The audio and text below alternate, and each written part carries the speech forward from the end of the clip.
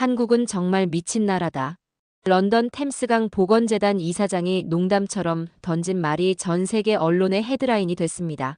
세계 최초로 불가능을 현실로 만든 나라. 바로 대한민국.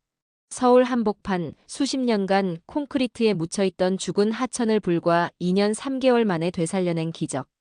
유럽 전문가들이 최소 100년은 걸린다던 일을 단숨에 해낸 겁니다. 지금 이 순간에도 프랑스, 독일, 이탈리아의 최고 전문가들이 서울로 달려오고 있습니다. 교과서에 반드시 기록돼야 할 사건, 과연 그들은 청계천에서 무엇을 본 걸까요? 오늘의 놀랍고 충격적인 사연, 지금 바로 시작합니다. 영상 시청 전 여러분의 구독과 좋아요, 알림 설정은 영상 제작에 아주 큰 힘이 됩니다. 제 이름은 마이클 카터입니다. 런던에 위치한 템스강 보건재단에서 일하고 있었죠. 제 인생 전체를 템스강을 되살리는 데 바쳐왔습니다. 그 작업은 정말 느리고 더딘 길이었어요. 그 초대장은 화요일 아침에 도착했습니다. 아침 차를 마시며 책상 앞에 앉아 있었는데 눈에 띄는 봉투 하나가 있었습니다. 손에 들자마자 종이의 질감이 남다르다는 걸 알 수 있었죠. 조심스럽게 여러 내용을 읽어봤고 단 한 문장을 읽는 순간 차 마시던 손이 멈췄습니다. 한국인들이 시간 여행을 터득한 건 아닐까요? 그 문장을 3번은 반복해 읽었습니다.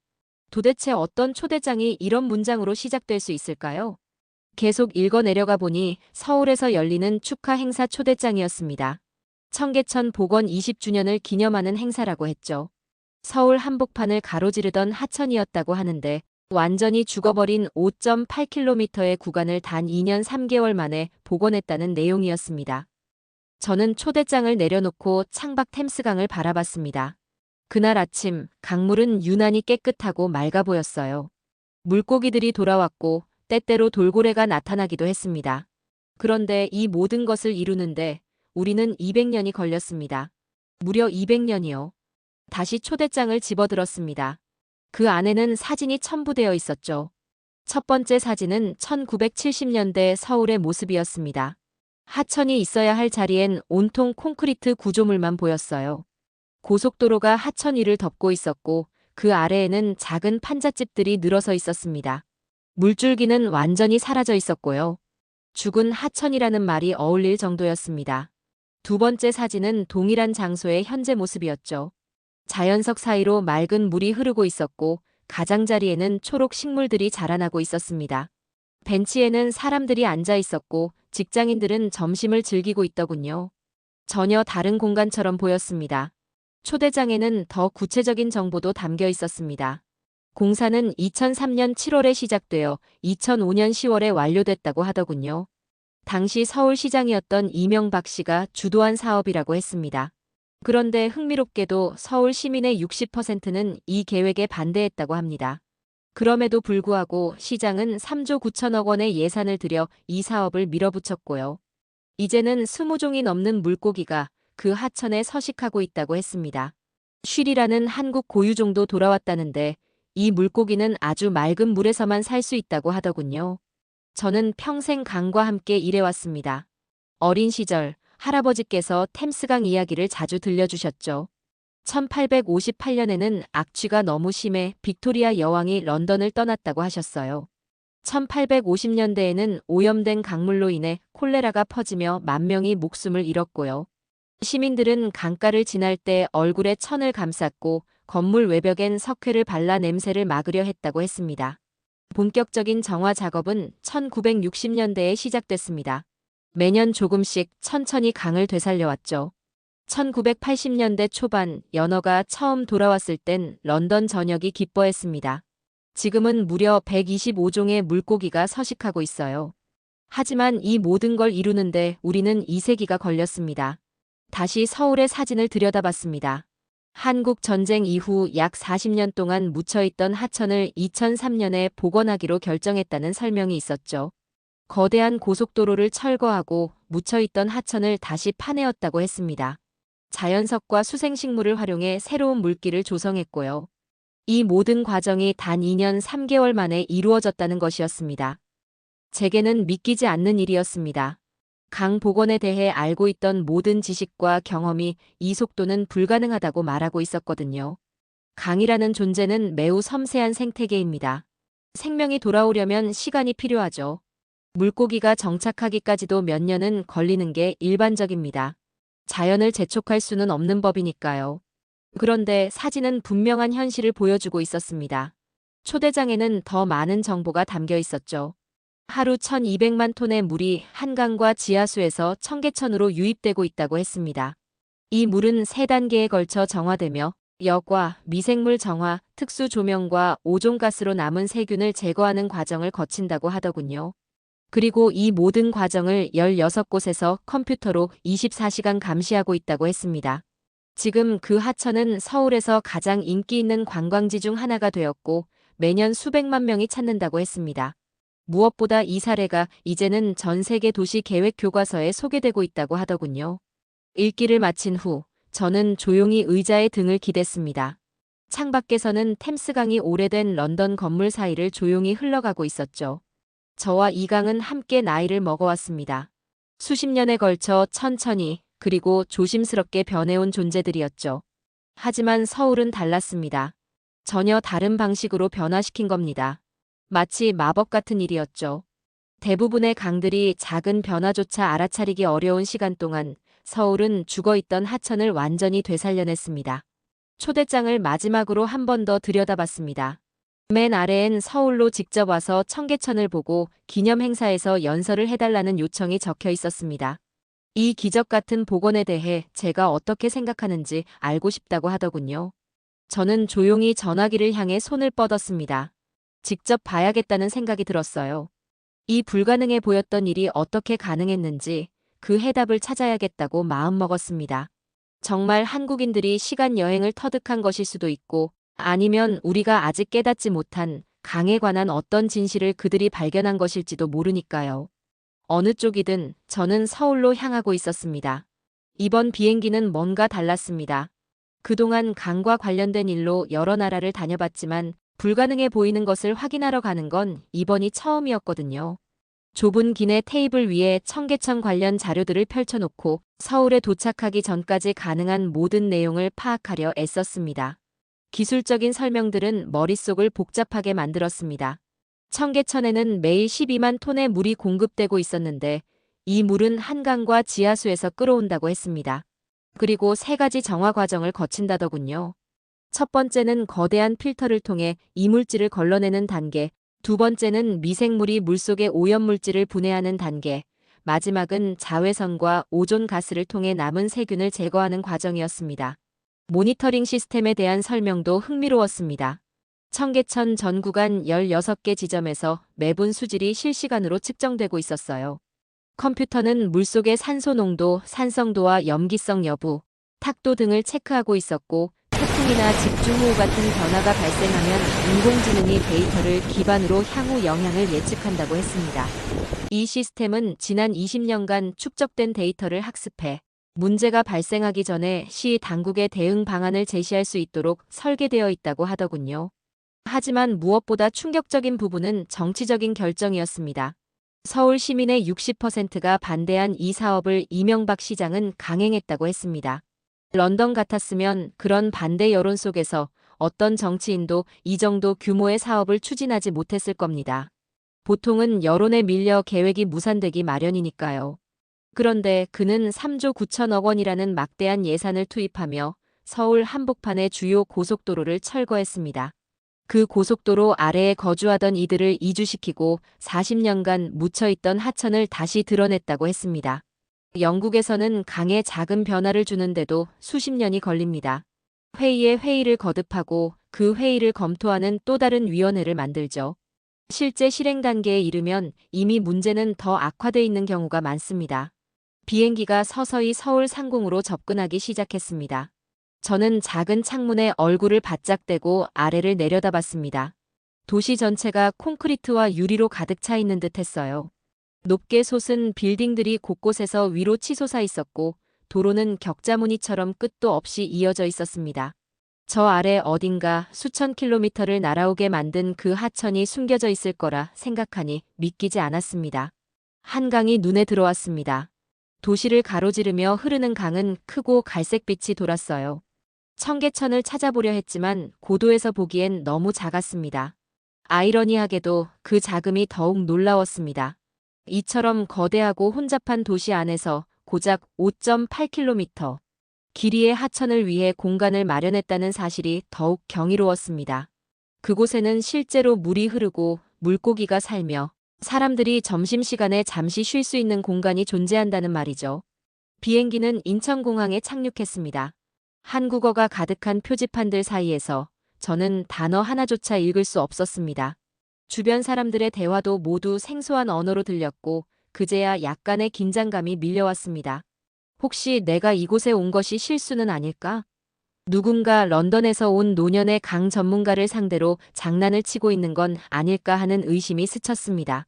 서울로 향하는 버스에 몸을 실었습니다. 운전기사는 영어를 하지 못했지만 미소를 띤 얼굴로 빈자리를 가리켜 주었습니다. 창밖으로 펼쳐진 한국의 풍경을 바라봤습니다. 논이 보였고 곧이어 작은 마을로 다시 더 큰 도시로 이어졌습니다. 그러다 어느새 전부 서울이 되어 있었습니다. 도시는 거대한 물결처럼 저를 압도했습니다. 고속도로 양옆으로는 건물들이 끝도 없이 솟아있었고 일부 건물은 그 꼭대기가 보이지 않을 정도로 높았습니다. 거리 곳곳에는 한국어로 된 네온 사인들이 반짝이고 차들은 모든 차선을 가득 메운 채 움직이고 있었죠. 인도 위에는 수많은 사람들이 분주하게 움직이고 있었습니다. 지금까지 경험해 본 적 없는 밀도와 속도의 도시였습니다.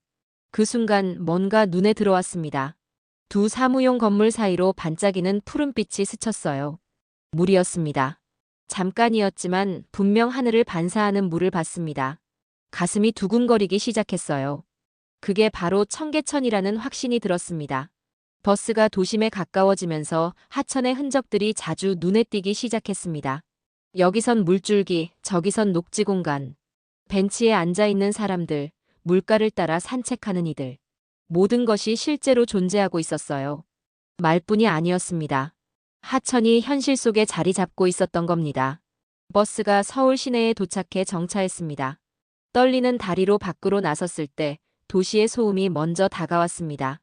끊이지 않는 차량 경적, 공사 현장의 기계음, 그리고 수천 명의 사람들 목소리가 뒤엉켜 있었습니다.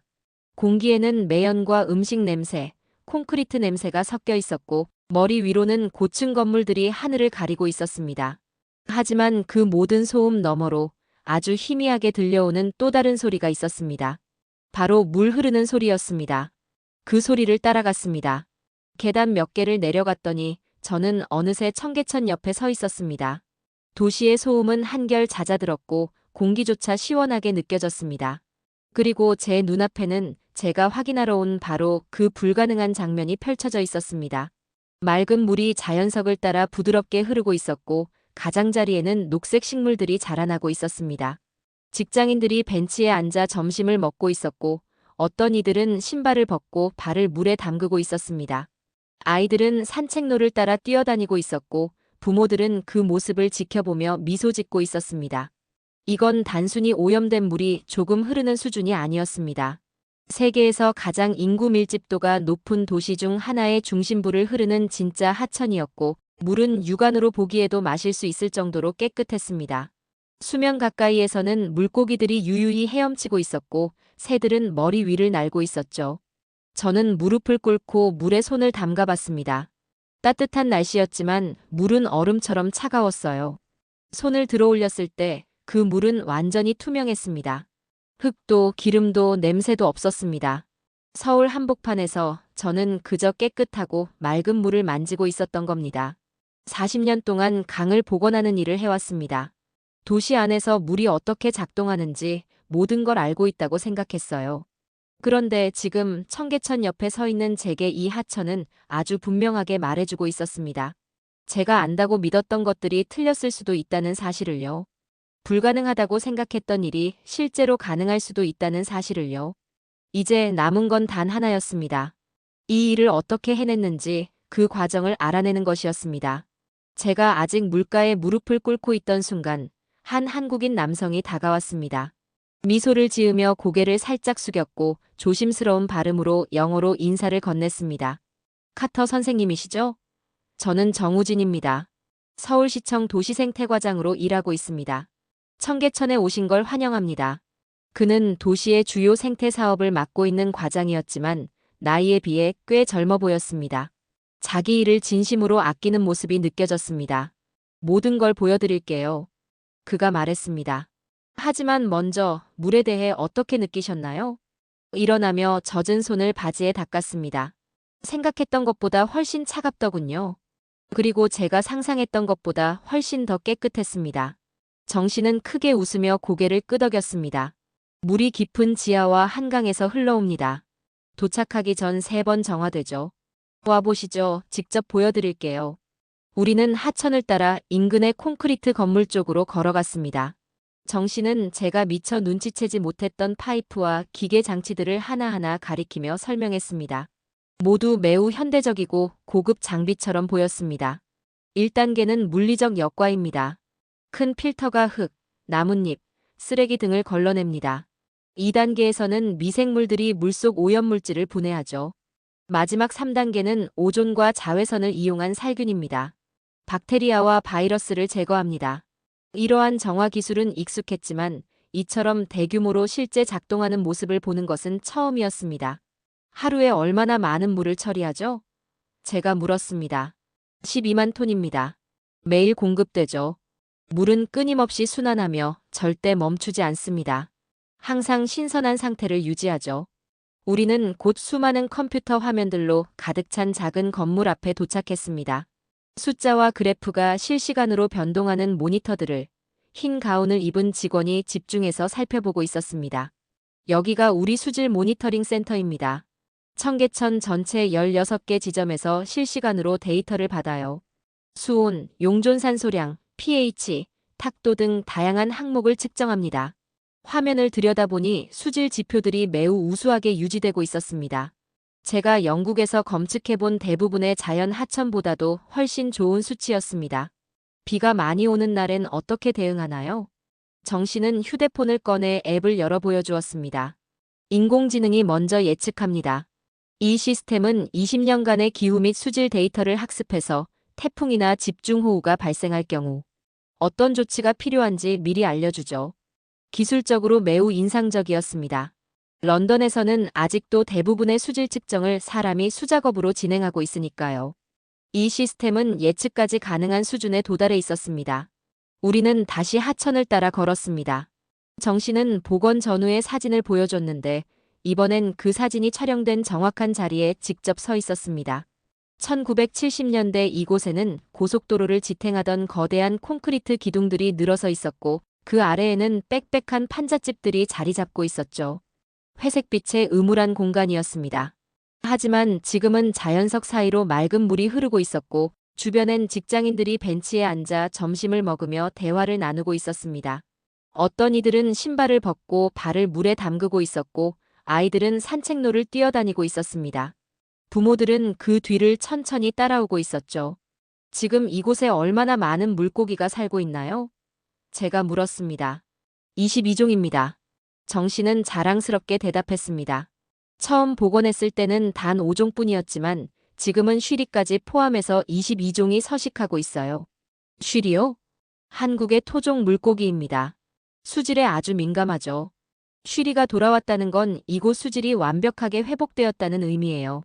우리는 수심이 조금 깊은 곳으로 이동했습니다. 작은 물고기들이 수면 근처를 유유히 헤엄치고 있었고 다양한 모양과 색깔의 종들이 육안으로도 쉽게 식별될 정도였습니다. 모든 어종을 우리가 인위적으로 방류한 것은 아닙니다. 잉어나 붕어는 방류했지만 이후 자연적으로 번식했고 개체수도 자생적으로 증가했습니다. 특히 까다로운 종들은 생태계가 안정된 뒤에야 나타났습니다. 저는 한동안 물고기들이 유영하는 모습을 바라봤습니다. 런던에서는 이런 생태적 복원이 수십 년이 걸렸는데 이곳에서는 불과 몇 년 만에 가능해졌습니다. 우리는 또 다른 지점으로 이동했습니다. 하천 가장자리에는 수생식물들이 자라고 있었는데 인위적으로 정돈된 정원 형태가 아니라 실제 강에서처럼 자연스럽게 퍼져 있었습니다. 이 바닥돌들은 단순한 장식이 아닙니다. 틈 사이에 미생물들이 서식하면서 오염물질을 분해합니다. 식물들은 물속의 질소와 인을 흡수해서 조류 번식을 막아줍니다. 모든 요소가 함께 작동합니다. 이른바 살아있는 필터였습니다. 인공 시스템과 자연 생태가 하나로 결합된 복합 정화 구조였죠. 정씨는 바위 뒤와 식물 아래에 숨겨진 추가 장비들도 보여주었습니다. 각종 센서들이 지속적으로 데이터를 수집하고 있었고 이상이 감지되면 통제센터에 자동 경고가 전달된다고 했습니다. 새들도 많이 옵니까? 머리 위로 새 몇 마리가 날아가는 것이 보여서 물었습니다. 현재 60종 이상이 관찰되고 있습니다. 백로, 외가리, 황조롱이 같은 종뿐 아니라 멸종위기종도 있고요. 겨울 철새들도 이곳을 경유지로 삼고 있어요. 마치 타이밍을 맞춘 듯 흰 새 2마리가 물가에 조용히 내려앉았습니다. 잠시 주변을 살피더니 그중 하나가 갑자기 부리를 내리쳐 은빛 물고기를 낚았습니다. 백로입니다. 정씨는 낮은 목소리로 말했습니다. 매일 여기서 사냥을 해요. 물고기 개체수와 수질이 안정되어 있다는 증거죠. 우리는 계속 하천을 따라 걸었습니다. 정씨는 시민 참여 프로그램에 대해서도 설명했습니다. 매년 학생들이 물 샘플을 채취하고 생물 조사를 통해 생태계 변화에 대해 학습한다고 했습니다. 성인들은 자원봉사로 쓰레기를 치우고 수생식물을 심기도 한다고 했습니다. 과거엔 일부 시민들이 하천에 쓰레기를 버리기도 했지만 이제는 시민단체들이 정기적으로 정화 활동을 주도하고 있다고 했습니다. 사람들의 인식이 바뀌었어요. 처음엔 60%가 이 사업에 반대했죠. 하지만 맑은 물이 흐르는 걸 보고 물고기가 돌아오는 걸 보고 점심시간에 평화롭게 쉴 수 있는 공간을 경험하면서 모두가 스스로 이해하게 되었습니다. 그 말을 곱씹었습니다.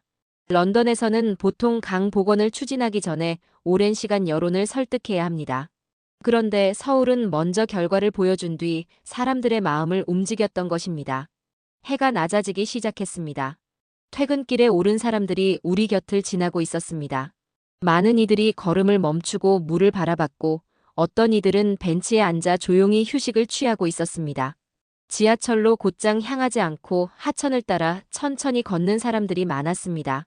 청계천은 사람들의 도시 이동 방식을 바꿔놨어요. 정씨가 말했습니다. 예전에는 모두가 위쪽 도로를 따라 분주히 움직였죠. 이제는 물가를 따라 평화롭게 걸을 수 있어요. 같은 거리지만 전혀 다른 경험입니다. 그 말에 고개가 끄덕여졌습니다. 저 역시 하천을 걷는 동안 서울에서 느꼈던 복잡함과 긴장이 조금씩 풀리고 있었거든요.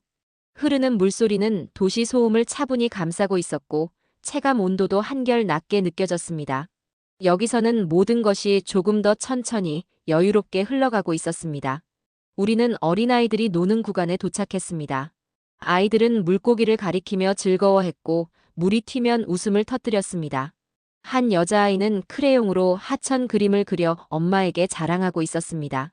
20년 전에는 서울 아이들이 자연 상태의 물을 본 적이 거의 없었어요.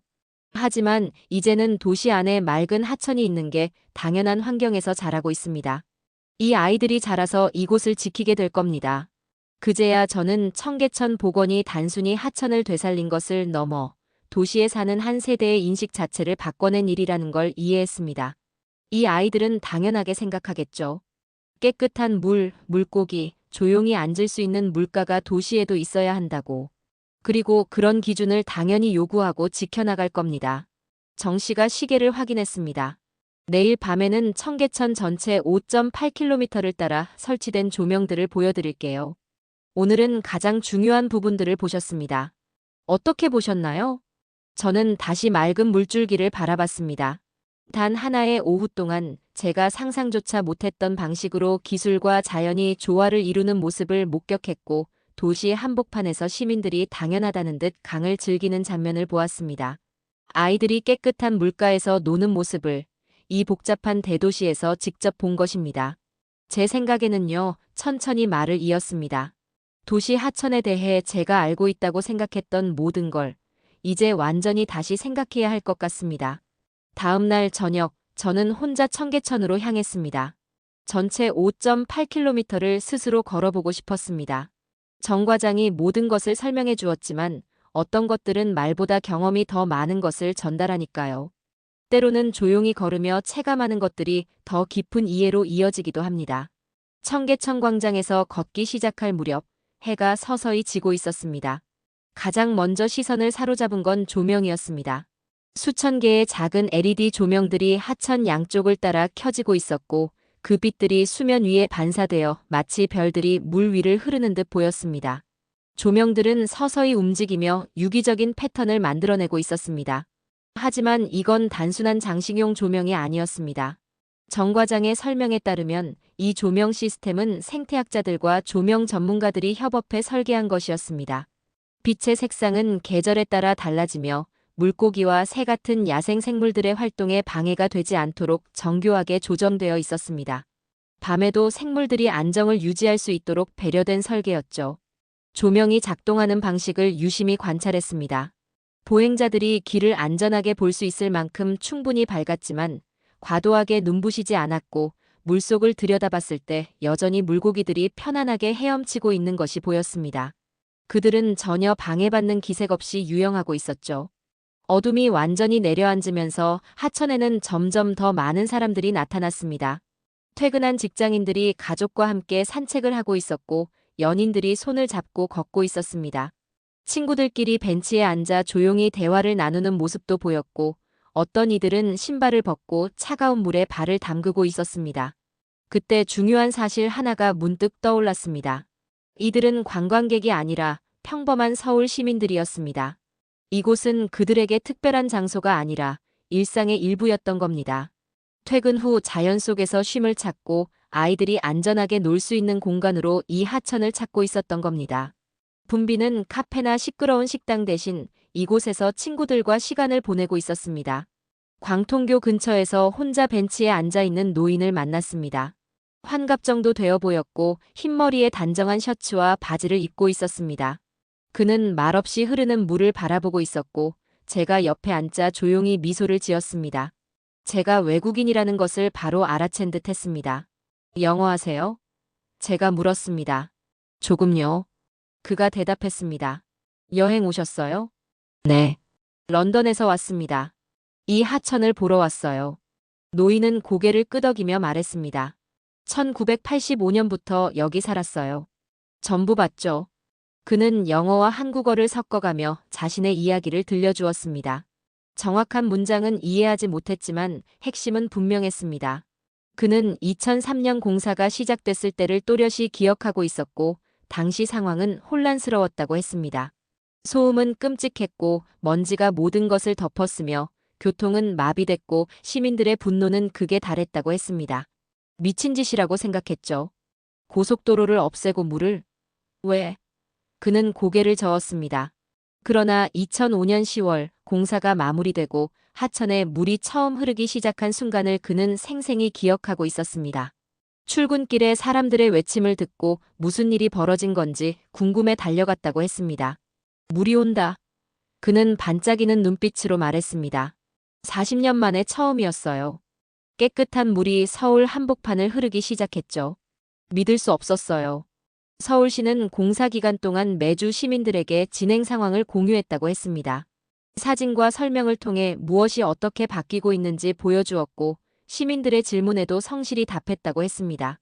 처음엔 모두가 분노했지만 시간이 흐르면서 점차 흥미와 기대를 갖게 된 이들이 늘어났다고 했습니다. 물고기가 돌아왔을 때 모두의 마음이 변했어요. 특히 쉬리. 어릴 적 할아버지가 말해주었어요. 쉬리는 오직 가장 깨끗한 계곡에서만 산다고. 그런데 여기서 쉬리를 봤죠. 기적이었어요.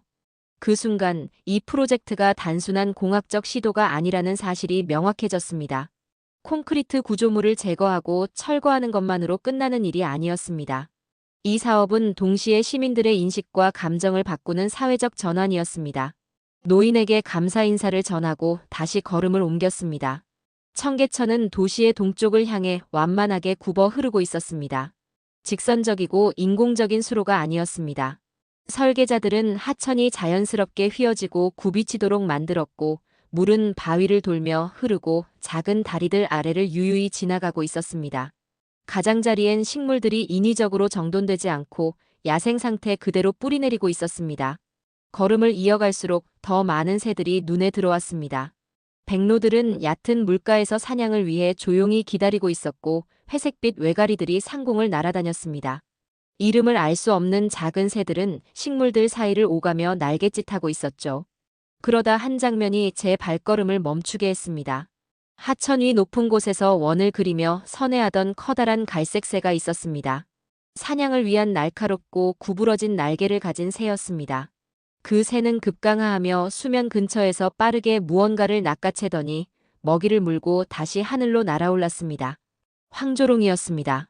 맹금류이자 멸종 위기종인 이 새는 오직 가장 건강한 생태계에서만 살아남을 수 있습니다. 그것이 이곳에서 먹이를 사냥하고 있었다는 건 청계천이 단순한 하천이 아니라 완전한 생태계로 기능하고 있다는 강력한 증거였습니다. 그 새가 사라진 하늘을 몇 분간 바라보며 그대로 서 있었습니다.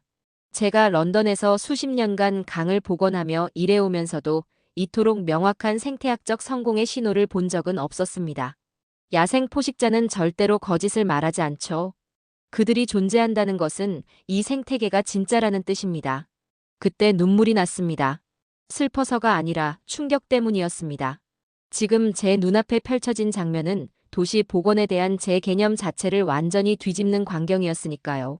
아시아 최대 도시 중 하나의 중심부에서 한 하천이 작은 어류부터 맹금류까지 완전한 먹이사슬을 유지하고 있었던 것입니다. 청계천의 동쪽 끝, 성동구에 도달했을 때는 이미 밤이 깊어져 있었습니다. 이곳에서 물은 더 큰 수로로 흘러들고 있었고 수천 개의 LED 조명이 물 위에서 마치 은하처럼 반짝이고 있었습니다. 그 끝자락에서 저처럼 전 구간을 걸은 사람들을 만났습니다. 외국인 관광객도 있었고 운동을 위해 이 코스를 정기적으로 걷는 서울 시민들도 있었습니다. 모두가 차분하고 평화로운 얼굴로 이곳을 즐기고 있었습니다. 벤치에 앉아 지난 사흘간 제가 보고 들은 모든 것을 되짚어봤습니다. 청계천은 도시 하천 복원에 대한 제 모든 기존 인식을 완전히 바꿔놓았습니다. 불가능하다고 여겼던 2년 3개월이라는 시간은 우리가 지나치게 소극적으로 사고해왔다는 증거였던 셈입니다. 기술과 행정, 시민의지가 결합하면 진정한 변화가 가능하다는 걸 서울이 증명해준 것이었습니다. 단순히 묻혀있던 하천을 되살린 것이 아니라 도시 자체가 변화될 수 있다는 것을 세상에 보여준 사례였죠. 자연과 도시가 대립하는 것이 아니라 함께 공존할 수 있다는 가능성을 선명하게 제시한 것입니다. 하천을 따라 시내 쪽을 다시 바라봤습니다. 고층 건물들 사이로 맑은 물이 흐르고 있었습니다. 그 물속에서는 물고기들이 헤엄치고 있었고 새들이 사냥을 이어가고 있었으며 가족들은 평화롭게 함께 걷고 있었습니다. 불가능하다고 여겨졌던 일이 지금 이 순간 현실이 되어 있었습니다. 이제는 이 놀라운 교훈을 런던으로 그리고 세계로 가져갈 방법을 찾아야 할 때였습니다. 인천공항으로 향하는 버스 안 사흘간의 서울 체류를 천천히 되짚을 수 있는 시간이 주어졌습니다. 창밖으로 도시가 다시 한번 스쳐 지나갔고 전날과는 전혀 다른 시선으로 그 풍경을 바라보고 있었습니다. 이제는 그 높은 빌딩들과 복잡한 도로 사이 어딘가에서 맑은 물이 흐르고 있다는 걸 알고 있었거든요. 그 속에서 물고기들이 헤엄치고 있었고 새들이 사냥하고 있었으며 사람들은 불과 수십 년 전까지 묻혀있던 하천 옆에서 평화롭게 시간을 보내고 있었습니다. 머릿속은 숫자와 사실들로 가득 차 있었습니다. 매일 공급되는 12만 톤의 정화된 물, 22종의 물고기, 60종 이상의 조류, 5.8km의 복원 구간, 그리고 단 2년 3개월이라는 공사 기간. 이 수치들은 의미 있었지만 정작 제가 느낀 진짜 기적을 모두 설명해주진 못했습니다. 진정한 기적은 서울이 전 세계가 불가능하다고 믿었던 일을 현실로 증명했다는 사실이었습니다. 도시가 진심으로 마음먹고 결단을 내리면 자연은 놀라운 속도로 되살아날 수 있다는 걸 보여준 것이었죠.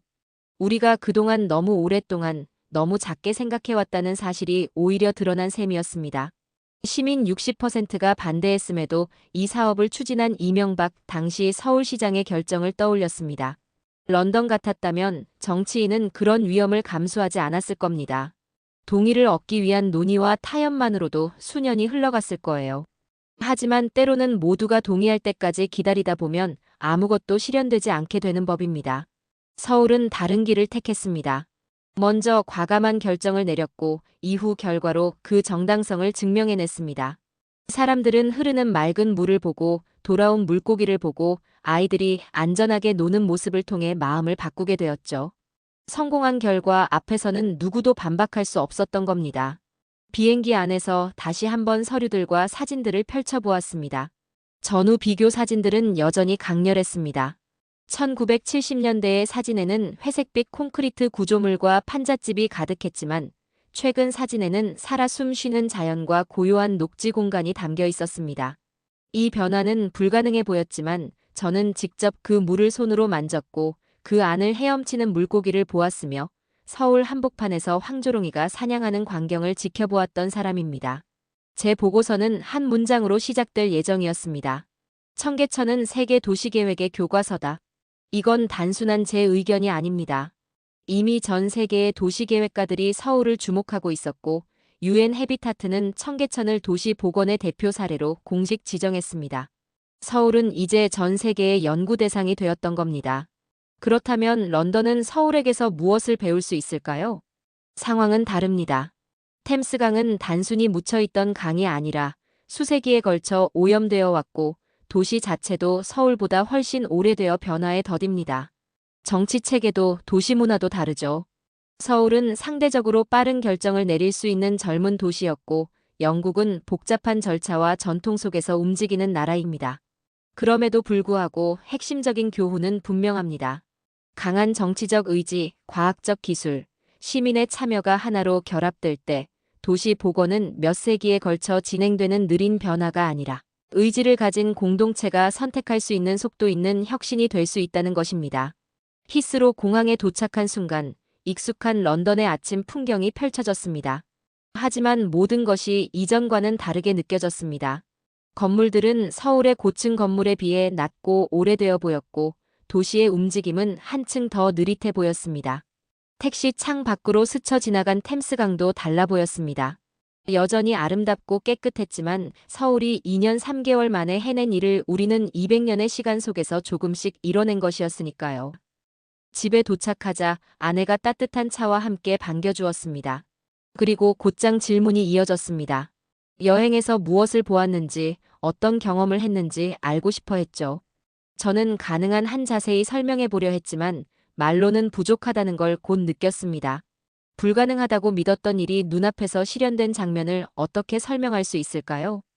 콘크리트 위에 맑은 물이 흐르는 걸, 사냥새가 도심 하천에서 먹이를 잡는 걸 어떻게 간단한 말로 전달할 수 있을까요? 당신이 뭔가 달라 보여요. 이야기를 마친 뒤 아내가 조용히 말했습니다. 40년 동안 강 복원 일을 해왔지만 이번처럼 어떤 프로젝트에 대해 이렇게 눈을 반짝이며 이야기하는 걸 본 적이 없어요. 그 말은 사실이었습니다. 청계천은 제 안에 있던 어떤 기준을 바꿔놓았던 겁니다. 도시 하천의 미래는 과거의 느린 속도에만 묶여있을 필요가 없다는 걸 알게 되었습니다. 우리는 더 큰 꿈을 꾸고 더 빠르게 움직이는 것을 선택할 수 있었습니다. 필요한 건 의지와 용기뿐이었습니다. 그날 저녁 템스강을 따라 천천히 걸었습니다. 두 개의 강이 제 머릿속에서 자연스럽게 비교되었습니다. 템스강은 세기를 넘어선 인내와 회복의 상징이었습니다. 청계천은 집중된 비전과 의지가 만들어낸 기적의 상징이었습니다. 두 방식 모두 존중받아야 했지만 서울은 하나의 진실을 증명해냈습니다. 사람들이 진심으로 변화시키겠다고 결심할 때 기적은 실제로 가능해진다는 사실을. 보고서는 청계천의 성취를 전 세계에 알리는 역할을 하게 될 겁니다. 그러나 그보다 더 중요한 건 희망의 메시지를 전하는 것이었습니다. 불가능해 보이는 꿈들도 공동체가 함께 그 꿈을 이루기로 결정할 때 현실이 될 수 있다. 우리의 상상력과 실천 의지가 바로 변화의 최대 변수였던 겁니다. 해가 지고 있는 템스강가에 서서 저는 서울에서의 그 짧지만 깊은 여정의 진심으로 감사함을 느꼈습니다. 처음엔 단지 불가능한 복원 사례를 확인하러 갔지만 돌아오는 길엔 우리가 새로운 미래를 선택할 수 있다는 확신을 가지고 있었습니다. 그리고 다음 날 아침 보고서를 쓰기 시작할 예정이었습니다. 첫 문장은 이미 정해져 있었습니다. 청계천은 세계 도시계획의 교과서다. 하지만 그보다 더 강력한 진짜 메시지는 이 한 문장이 될 것입니다. 불가능한 일을 실현할지 말지는 결국 우리가 결정하는 것이다. 서울은 기적이란 마법이 아니라 비전, 과학, 의지, 협력이 함께 만들어낸 결과임을 증명해 주었습니다. 그리고 그 기적은 어느 도시든 선택만 한다면 스스로 만들어낼 수 있는 현실이었습니다. 이제 런던도 그 길을 상상하고 실현해 나가야 할 차례였습니다. 오늘의 이야기는 여기까지입니다. 긴 영상 끝까지 시청해 주셔서 정말 감사합니다. 저희는 다음에 더 놀랍고 감동적인 사연으로 찾아뵙겠습니다. 항상 행복하세요. 사랑합니다, 여러분.